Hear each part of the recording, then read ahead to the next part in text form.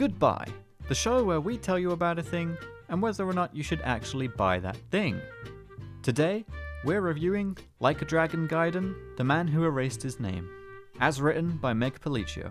これから起きることは全部お前らの選んだ結果だ。 As a massive Yakuza stan, I'll eat up anything the series has to offer. Even if Gaiden was merely fluffy filler to whet our wanting Kiryu appetites before Like a Dragon Infinite Wealth, I knew I'd like it. However, part of me was concerned that the studio was messing with the plot in ways that would prove unnecessary. Perhaps it regrets packing its favourite toy away, so it's bringing the Dragon of Dojima out of retirement, despite hanging his iconic grey and red suit up years ago. Kazuma Kiryu faked his death at the end of Yakuza 6, The Song of Life. It was a fate with a flimsy reasoning we accepted, given he'd carried the series on his back for an entire decade. And we'd never accept his actual death. Then, he returned in the form of a cameo in Yakuza 7, Like a Dragon, as Watase's bodyguard. I'm unsure why or how, but you can never have too much Kiryu, so why complain? Now, we're backtracking, and he's running around as a secret agent, knowing full well that in the future, he's going to end up with Kasuga in Hawaii for infinite wealth. The narrative feels messy, and I was worried that past events would be retconned to make a new plotline fit. I was worried for nothing. Gaiden doesn't add to the problem, it solves it. Finally, we have more detailed reasoning behind why Kiryu faked his death, an explanation for how and why he showed up in Like a Dragon, and a narrative justification for passing the torch. Instead of awkwardly band-aiding over sore points, Gaiden weaves new threads into existing plot that feel like they've always belonged. Gaiden sees Kiryu putting the Dragon of Dojima moniker to rest and taking on the alias of Joryu, a Daidoji agent, to protect those he holds dear. Keeping his identity a secret proves difficult when faced with those out to cast a light on his new life, and it doesn't take much for Joryu, to get entangled with the Yakuza once more. As usual. Having played the other games and being aware of what awaits in Infinite Wealth, there are naturally story beats in Gaiden to expect.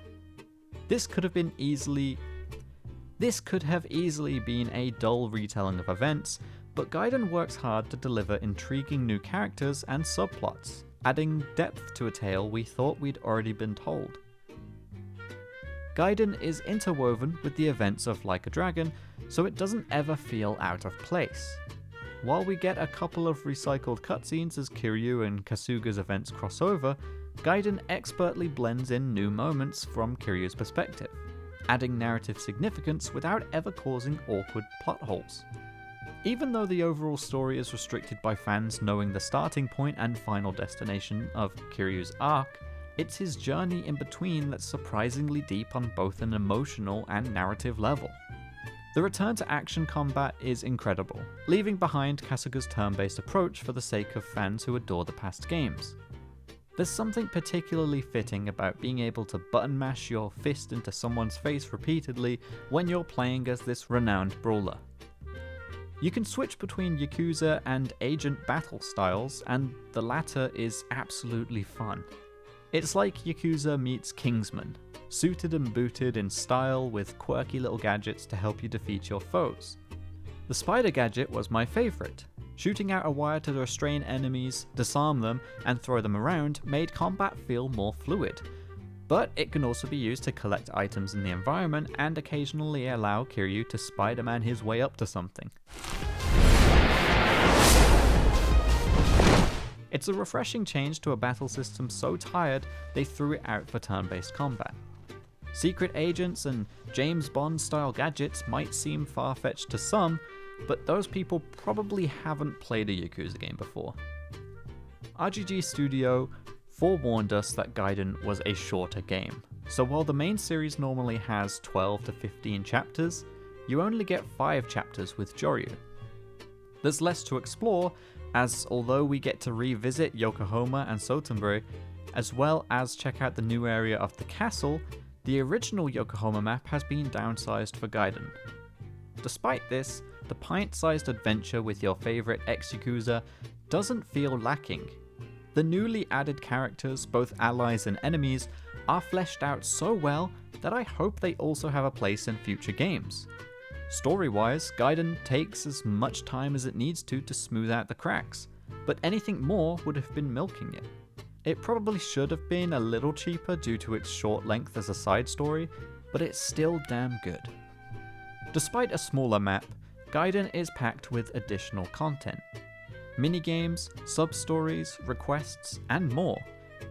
Pocket Circuit is also back. It's not the seemingly endless reams of side content that will take forever to platinum like in the main titles, but it's meaty enough to have you coming back for a premium adventure playthrough and playing well after completing the main story.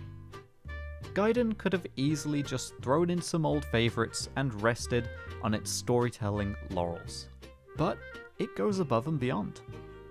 The Cabaret Club has full motion video hostesses, so now you can see women being disappointed in you in real life.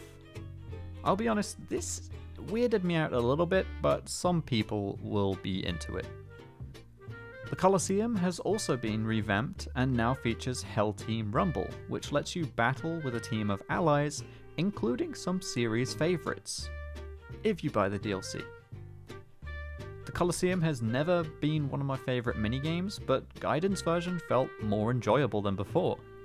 Also, it let me fight as Majima. Need I say more? One of Gaiden's strongest assets is the boutique. It lets you dress Kiryu from head to toe in more detail than any game in the series has ever done before. As well as dressing him in his best, you can make him go barefoot, give him flashy little earrings, put daft makeup on his face, or even paint his nails. Naturally, I made him wear a Majima construction helmet and an eye patch. Peak husband material. Like A Dragon Gaiden, the man who erased his name packs a massive punch for such a little package. It's an ode to Kiryu's past in both its core, narrative, and sub-stories. RGG Studio has featured enough cameos and traces of the series' history for this to feel like Kiryu being visited by the ghosts of Yakuza's past.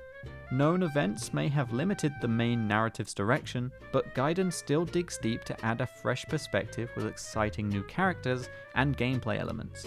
It's a bittersweet experience to be able to step back into the Dragon of Dojima's shoes, yet have to deal with the heartache of doing so. Gaiden left me wanting more.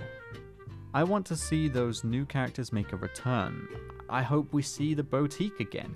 But most importantly, I hope this isn't the final time we see action combat in the series. Even with infinite wealth on the horizon, I hope there is still room for smaller, more experimental games like this in the series' future.